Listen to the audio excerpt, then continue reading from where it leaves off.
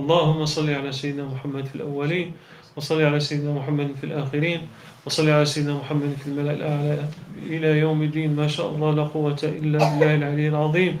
رب اشرح لي صدري ويسر لي أمري واحلل عقدة من لساني يفقهوا قولي. منادي أولياء الله أعينونا بعون الله وكونوا عونا لنا بالله أصنعوا بفضل الله. طريقتنا الصحبة والخير في الجمعية. Our way is companionship, and goodness is in gatherings of goodness with people of goodness. That's it. On our own we are prey for Shaytan. Shaytan likes you to be on your own. He doesn't like you to be with good ones. He prefers you also to be with people, but people of su, صحبة السوء. But if alone or with bad people. But he doesn't like you to join good people, because when you join good people, Allahumma salli ala Sayyidina Muhammad, the Sufis, they say, the example of good company is as when you go into a shop, when you befriend the attar, a person who sells perfume, you go into his shop or you see him. When you see him, minimum, you're going to smell a nice smile because he's the perfumer, so he's not going to leave his house without perfume. And even better, sometimes he's carrying something with him, and because he's the attar, he's going to take some and put on you also some nice attar, or maybe gift you some nice attar. And the opposite is true. When you befriend bad people, you as if you are befriending a blacksmith or sahib, or the one who, back in the days they had the kir.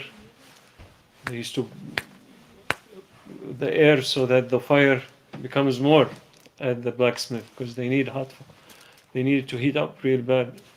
So the one who uses make the fire more. So when you go to visit him, what's going to happen? When you go to the blacksmith, minimum you're going to smell like burned steel and coal, and that's the least damage you're going to get. Also, if you're unlucky, some fire will jump on your clothes, burn a hole in it or something like that. And you don't. So the example is suhbah is like that. Is we don't. The emphasis is not on me. You go to our brothers, different. Our brothers who learn that everyone is on their own, and you go directly, and you don't need wasita, you don't need wasila, you don't need anything. What they teach you, you are on your own. You're good enough. You don't need anybody. Not only that, even before you are ready, before you even made tazkiyah, before you purify yourself, before you've been certified, you can go and tell people that they are making mistakes as well. So that is not the way. The way is to sit with Ahlullah, to learn from them, to gain their barakah, and to spend enough time where their ahwal, their states, start to become your state. MashaAllah. There's some very nice speakers on that phone. Huh? Allahumma salli ala Sayyidina Muhammad. So that is the way. And tariqah and tasawwuf is all about that. And now suhbah, Allah subhanahu wa ta'ala shrunk this earth. You can be in suhbah today with people who are living on the other side of the world. You can learn from Ahlillah. Before, where you had to get on your horse or get on your ship or something like that to fly or to sail somewhere to go meet a sheikh. Now, the benefit of technology, one of the few benefits of technology is that you can join the majlis of one of awliya Allah in Egypt. Live, you can follow him and join his majlis and be in his majlis. If one can uh, manage to steer his horse for these things. The horse is our ego. Inshallah, Ramadan is coming. The month of Ramadan is coming. And inshallah, in the month of Ramadan, Allah subhanahu wa ta'ala is relieving us from Allahumma salli ala Sayyidina Muhammad.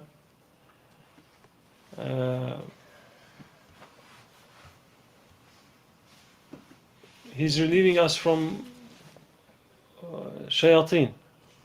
Allah subhanahu wa ta'ala says that in the month of Ramadan, the gates of heaven are open, the gates of hell are closed, and the shayateen are handcuffed or tied up with salasil, so they can't bother the believers. But if we are not ready, Shaitan is not our only enemy. If we don't get ready on other levels as well, your ego is going to use that month to entertain itself, social media, business deals, movies, staying up late, going out to restaurants, I don't know, after Taraweeh, shows, what have you. He's not going to leave you alone. So if we don't have any discipline, if we don't apply any discipline on our ego, even though Shaitan is tied up, we will squander this opportunity that is Ramadan. And so before Ramadan, one should start to get rid of some bad habits and to start to acquire good habits, so that when Ramadan comes, we are not coming at that time struggling. Otherwise, one should, if one engages in futile talk, in backbiting, one should stop, should hold the reins of their nafs to stop from engaging in that. If one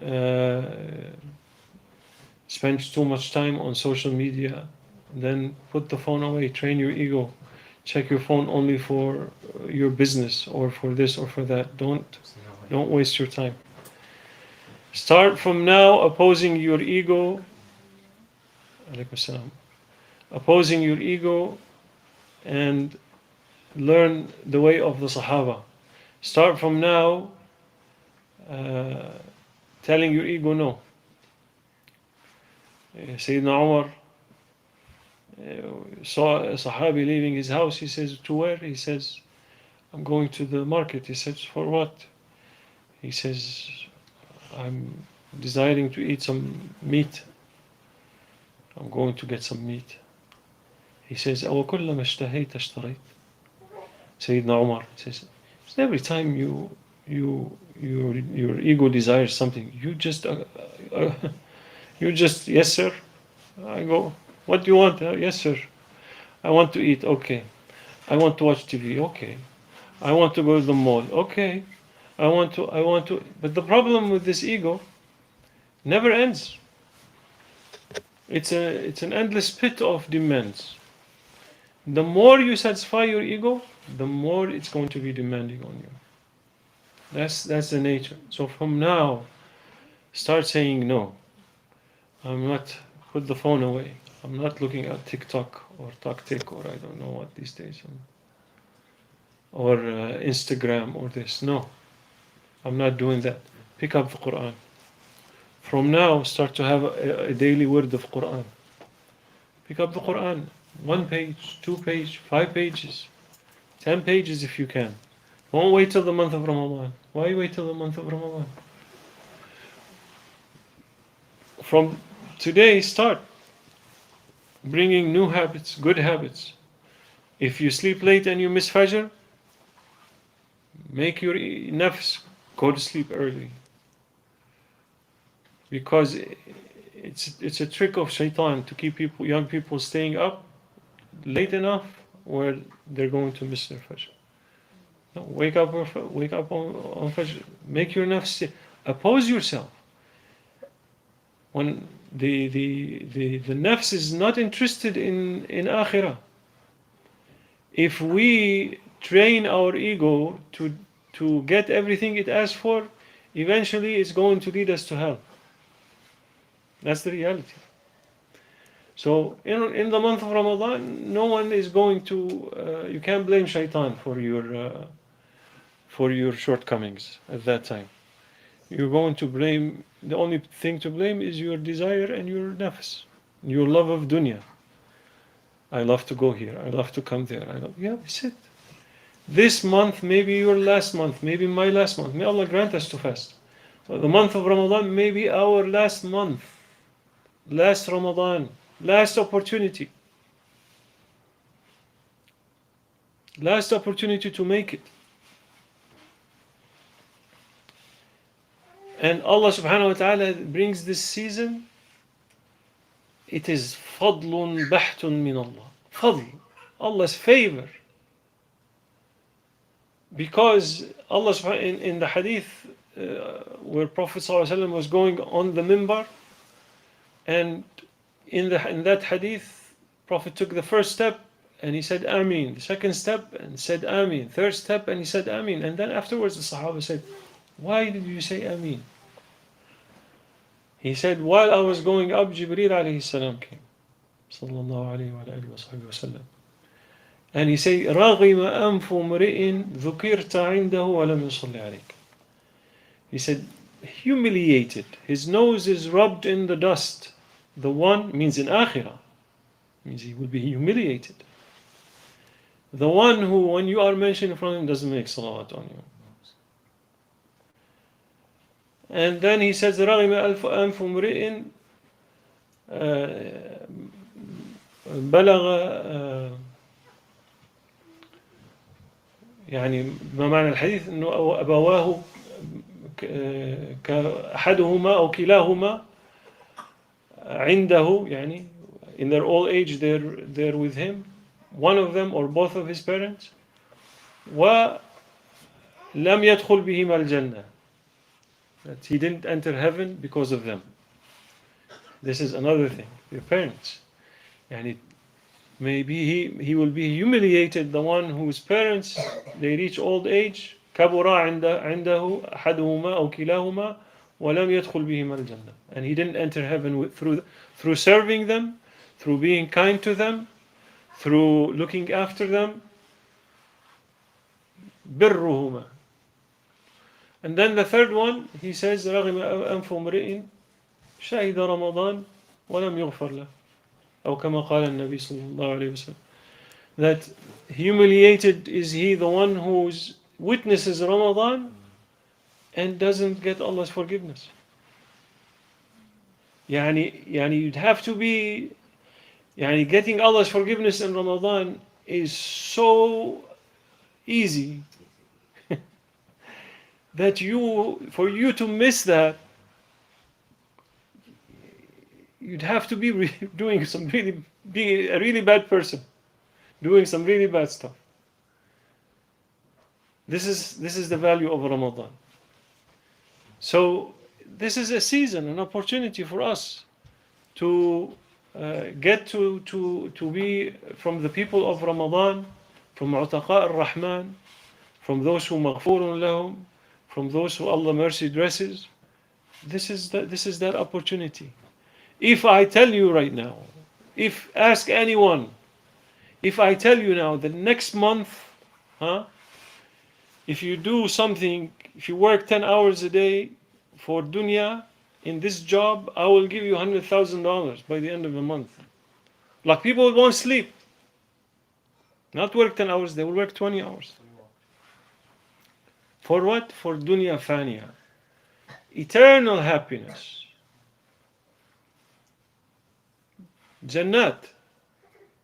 heavens, delights for the hard work of 1 month, struggling against your nafs, applying yourself in ibadah, doing what's good for Allah, engaging in good deeds, learning your Quran, staying away from backbiting, staying away from useless talk, staying away from eating haram, staying away from doing all kinds of unacceptable acts, and at the end of it, Allah subhanahu wa ta'ala is certifying you from Wataqa ar-Rahman. Why we're not running? Why we're not getting ready? If somebody says, I'll give you a job, it pays you $10,000 a month, but you have to take a course for 6 months, intensive course, people will be, they won't sleep to get to do the course. Why? Because we are aligned with our ego's desires. Because we have trained ourselves for our donkey to be on our back, not the opposite way. Come, see. Sheikh, if you can. No, he can sit here again. This is because the mic for him is here. Allah, Allah, Allah. So that is our condition. So make intention, inshallah, from tonight on this Holy Friday, Ya Rabbi, this Jum'ah, this month of Ramadan, on this night of Friday, that I'm intending to worship you and serve you and obey you perfectly as you like to be obeyed and worshipped in the holy month of Ramadan. Ya Rabbi, make this Ramadan a one-way street towards being a good servant, never to return to bad deeds. وَمَا ذَلِكَ عَلَى اللَّهِ بِعَزِيزٍ. It's not difficult for Allah subhanahu wa ta'ala. If he knows you're sincere, when Allah sees sincerity in one's asking, Mawlana Shaykh Nazim used to say, طَلَبْنَا وَجَدْنَا. طَلَبْنَا وَجَدْنَا. He said, we seek, we find. Allah is generous. He's waiting for you to ask. He wants us to ask. He wants us to ask for what? To ask for His pleasure. He wants us to ask for His mercy. He wants us to ask to be His true servants. Who's asking?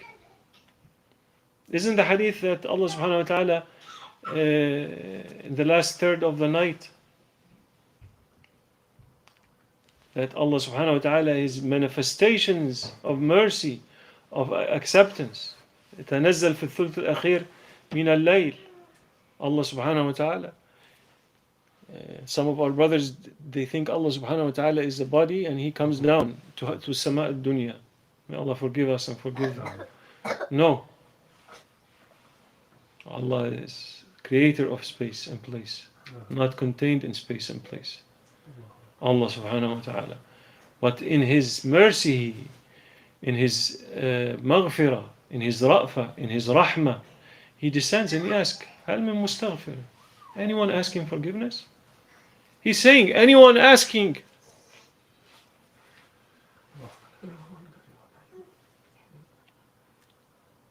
Anyone is up asking me? Everybody crying difficulty in life and problems and arzaq, and your Lord is asking you, where are you? Where are you at 1, 2 o'clock in the morning, 3 o'clock in the morning, 4 o'clock in the morning, 1 hour before Fajr? We go knocking this person's door, this job's door, this boss door, and the one whose no door opens without his permission. we don't. So this is what make a wird. Wake up. When you wake up for suhoor, wake up 10, 15, 20 minutes before your suhoor, half an hour before your suhoor, and make wudu and pray a couple of rak'ahs. Read 10 ayah, 20 ayahs.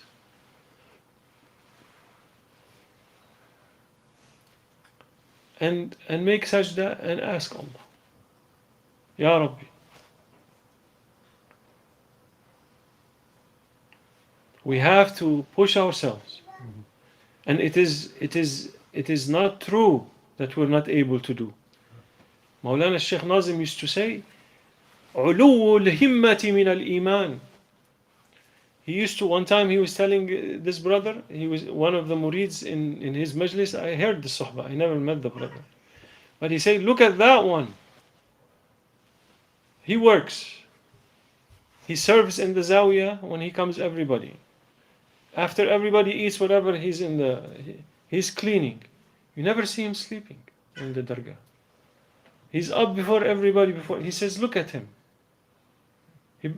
This one. Why? Iman. It makes you fly.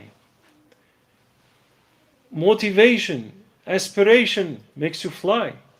You see that power of that when dunya beckons on you. When you have an important test, when you have an important meeting, you put the alarm, you're up before the alarm. Why? You're being assigned importance to it. This is very important for me, therefore I am going to do it. And your whole being is focused towards accomplishing the task. Even before the time comes, you are up. Why? Because your himmah is for dunya. When your himmah is for akhirah, when you believe there's a day, there's a hisab, there's a judgment, there's a meeting of Allah subhanahu wa ta'ala, there's an accounting of the time you've spent on this earth. When you believe that is coming with certainty, your himmah will be for who? For akhirah. That is the reality. May Allah subhanahu wa ta'ala open for us understanding and open for us real faith and certainty of faith, and raise our himmah, our aspiration for Allah subhanahu wa ta'ala to be real lovers of Allah and His Prophet sallallahu alaihi wasallam, and to have in our heart that motivation to be true servants. ومن الله التوفيق بحرمة الحبيب بحرمة الفاتحة صلى على محمد.